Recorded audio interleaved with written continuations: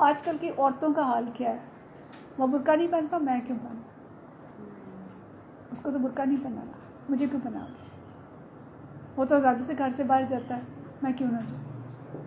وہ تو یہ بھی کرتا ہے، میں کیوں نہ کروں؟ اس کو کچھ چیزیں نہیں ہیں تو کچھ آپ کو بھی تو دی ہیں. اب مرد تو نہیں کہتا کہ یہ بچے پیدا کرتی ہے میں بھی کروں. تو عورت بھی جو ڈیمانڈس کرتی ہے نا وہ کر نہیں سکتی، اس لیے اللہ نے اس کو ذمہ داریاں نہیں ڈالی، کیونکہ اللہ کو پتہ تھا کہ یہ کر نہیں سکتی، اور اگر کرے گی تو غیر فطری طریقے سے کرے گی. ایکوالٹی اور ایکویٹی میں فرق ہے، سب گھاس نہیں کھائیں گے، ٹھیک ہے، ہر ایک کی ڈیمانڈز مختلف ہوں گی. تو ایکویٹی یہ ہے کہ جس کا جو مقام ہے اس کو اس مقام پر رکھ کے اس کو اس کے حقوق دیے جائیں. اس لیے اللہ نے حکم بھی یہ دیا کہ کچھ کسی کو زیادہ دیے، کچھ کسی کو زیادہ دیے. عورتوں کو کچھ کوالٹی زیادہ دی ہیں، جو صبر، جو برداشت، جو محبت عورت کے اندر ہے، ماں کے اندر ہے، باپ کے اندر نہیں ہے. ساری رات بھی بچے کو لے کے بیٹھی رہتی ہے، اٹھا کے پھینکتی نہیں ہے نا، نہیں پھینکتی.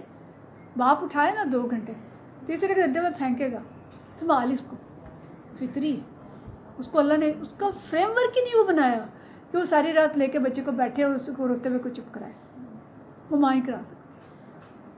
تو کچھ کوالٹیز عورتوں کو دی ہیں، کچھ اضافی صلاحیتیں عورتوں کو دی ہیں، کچھ اضافی طاقتیں دی ہیں جو مرد کو نہیں دی، اور کچھ اس کو دی ہیں جو عورت کو نہیں دی.